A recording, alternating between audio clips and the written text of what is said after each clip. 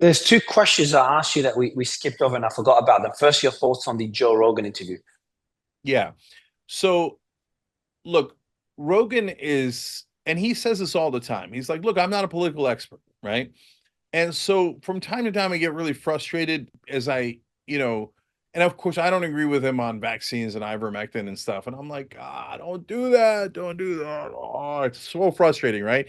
But would I cancel him and, oh, the Spotify should take him off? No, no, no. Look, guys, we're gonna let me tell the establishment something. Grow up, okay? Like we're gonna live in a world where yes, some people get things wrong, and other people maliciously lie, and some people are hateful. Welcome to planet Earth, okay? So you can't bottle up all the hate, you can't bottle up all the lies. You have to match them with equal ferocity with truth, right? And I would dare say love, hope, positive messages, right? Let's meet in the battlefield of ideas, and I think the truth will win. It won't win in the short run, but it'll win in the long run, right? So bottling things up is a terrible idea. I've defended Don Imus, Megyn Kelly, Ben Shapiro, and Coulter against all the cancel culture stuff, right? So, but when I, but since he's not a political expert, when he talks to Trump, he accidentally gives him a buy on a lot of things and a pass. So, for example, on the deficit, he did a good job, and I could sense where he was going with it. Trump added $8.4 trillion to the debt. So he was asking him about, like, yeah, you said corporate tax cuts would work, but we added a lot to the debt. All right, good job, Joe. Wait, like that's right, right? But when Trump lies and goes, "Oh, that was all COVID. That was all. We were doing great. We were doing great," and then COVID came up. No, brother, 4.8 trillion was before COVID. So you're just making shit up. And corporate tax has added 1.9 trillion just initially, let alone it continues to pile up, right? So his instincts were right, but when Trump says it was all COVID and Rogan goes, "Oh, okay," and they move on, the viewer then thinks, "Oh, Trump didn't add anything to the debt. He just got unlucky with COVID." It's just not true. So that's what I get frustrated by. Overall, though, it wasn't that exciting because Joe was, had kind of kid gloves with him. And, That's why. and the other question I wanted to ask you that we skipped, I mentioned it briefly, is that you think it's a bit odd, like just done a high level view, and imagine an outsider coming in, and then you say, hey, you're no longer voting just for Trump, really. You're voting for Trump. You don't have to like Trump. You have to like Elon or RFK or Tulsi to vote for what they jokingly called the Avengers. But then isn't it weird that all of them were ex-Democrats? Yeah, yes and no. So each one's an individual with a different backstory. So I think Tulsi's a fraud. And on TYT, Anna Kasparian, my co-host, called out Tulsi as a right winger a year before she flipped. And when she did that, a lot of progressives were super mad at her. They're like, "How dare you? Tulsi Gabbard's the most far left, and she's the most progressive." And then Anna laid out her case as to why she thought Tulsi was actually a secret right winger. And then she was proven spectacularly correct. By the way, none of the left wingers who were attacking her came back and apologized. She was totally right. I think Tulsi's got a grudge against Muslims. That's a whole different story. Okay.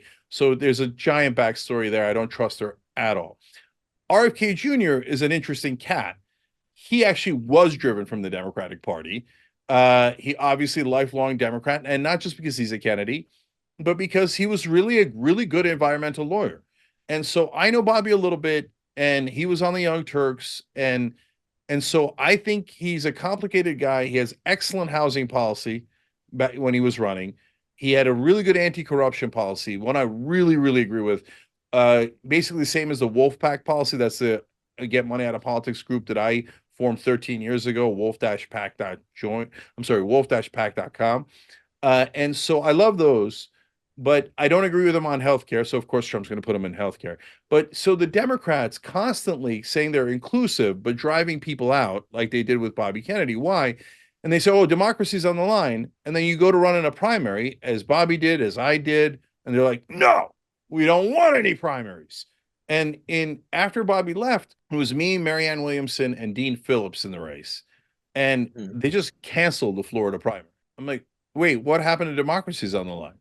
And in North Carolina and Tennessee, not only did they take me off the ballot, they took Marianne and Dean off. Dean Phillips is is a sitting U.S. congressman. What are you taking him off the ballot for? There's no justification for that at all. They're like, no, no, no, no. We hate democracy in the primaries, but we will theoretically defend it in the general election. So now you can see why the Democratic Party and I have a lot of issues because I call out their bullshit and they hate it. So Bobby got driven from it, but Tulsi's was always a right winger. Who's the third person that you mentioned? Elon and Trump himself. Oh, yeah. No, Trump. Trump's a funny guy. So again, he can't help himself. He admits these things. He basically tested. He did A/B tests on what would be most popular well before he ran for president. Dan Pfeiffer explains this.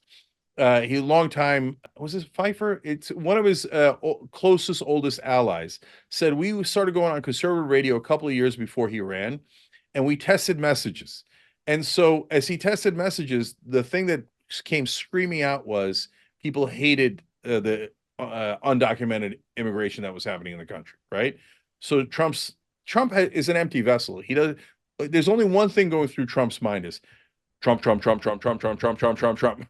Okay, so he's just looking for an advantage, and he saw the advantage was with the right wing. The advantage was to come out strongly against illegal immigration, and so he went in that direction. If the Democrats had done open arms to Trump, he would have gone to the Democrats. I mean, what's his real position on abortion? Nobody knows. Probably he's pro-choice, but he overturned Roe v. Wade, right? So he's an empty vessel who's just looking out for himself. Elon And then is Elon. Elon's more complicated. I believe him that he was Democratic. I think you and Elon would make for a great interview. I think you'd agree on a lot more than people would assume.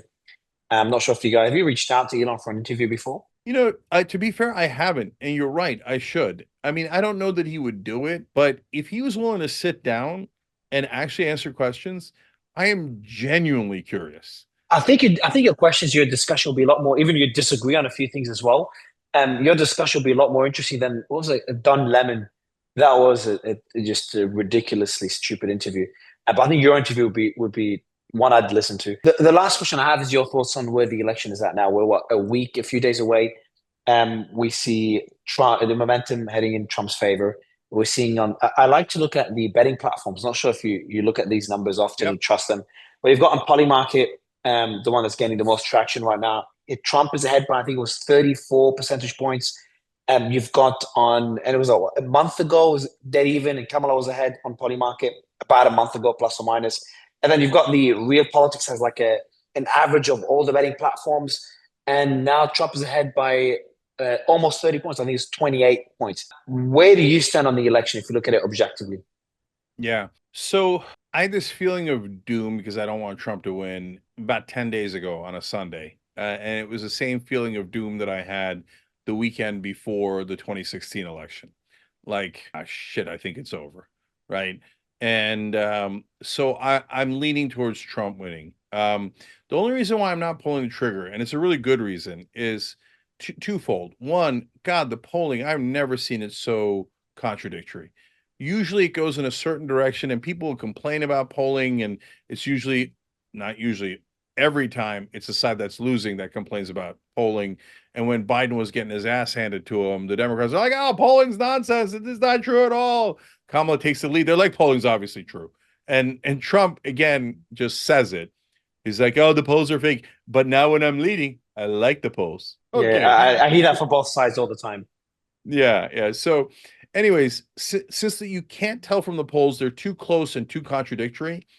Then you got to go a little bit more intuition. And so, but the second reason why I'm not positive is because unlikely voters have gone towards Trump in previous elections. So in 2016, I said on ABC's This Week that Trump was going to win. The entire panel laughed out loud, and I'm like, you When was guys, that? Did you say in 2016? in 2016. Oh wow, I didn't know you said that. Yeah. And there's a great clip of them going, "Ah, okay." And I'm like, guys, and I say it in the clip. I said, the country's in a populist mood, and Hillary Clinton is the most establishment candidate anybody's ever put up. And I think it's a recipe for disaster. And I said that when Hillary was up 10 points. Okay. So now in this case, the What unlikely was your voter what did you say in 2020? in 2020, I thought Biden was going to win, and I thought he was going to win easy. I was both right and wrong. He won by 7.5 million votes, but he did not win easy on the electoral college. He barely won by 43,000. In fact, as it was going on, I was like, whoa, I did not expect that. This election is way closer than I thought it was going to be on the electoral college, right? Okay. So that's why I feel like the unlikely voters that did not show up in the polling went to Trump in those two elections. You cannot discount that. On the other hand, the unlikely voters that are not showing up in the polling went towards the Democrats in 2022 and in the special elections in 2023. So it is not impossible for an army of women to show up on the abortion issue and carry Kamala Harris over the finish line and have her barely win those swing states. So that's why I can't make a prediction. There's just not enough Oh wow, you can't even reliable make a prediction information. this summer. Yeah. Okay. Look, I'm gonna have to say something at the very end, but right, and Trump constantly like he's got it. I thought he had it, like I said about 10 days ago. And then he says enemy from within, and then he says something, and then they do the Madison Square Garden rally. He loves to juggle those hand grenades, right? And sometimes some of them fall. There's still 6 days for him to say something crazy, right? So, and in an election this tight, it could make the difference. But overall, there's a scenario where it's super close, and there's a scenario where Trump has a 2 point lead in all the swing states and not a half a point lead, right? In which case he sweeps them all. And the minute he wins Pennsylvania, the election's over in an hour, right? For all the hoopla about, oh my God, it could go on for days and weeks. No, if he wins Pennsylvania, it's already over. So, and he could. He's leading in plenty of polls in Pennsylvania. She's leading in some, he's leading in some. So he could win all the swing states. If anybody's going to sweep, it's going to be Trump. But right now it's still too close to call. Cenk, really enjoyed the conversation, very nuanced. And, I'd love to have another chat after the elections. I'd love to see you and Elon having an interview, man. Appreciate the time. You know what? I'll ask him, and You should let me know how it goes. yeah, and maybe we'll break the internet together. I think you would. Thanks, man. All right, thank you, brother.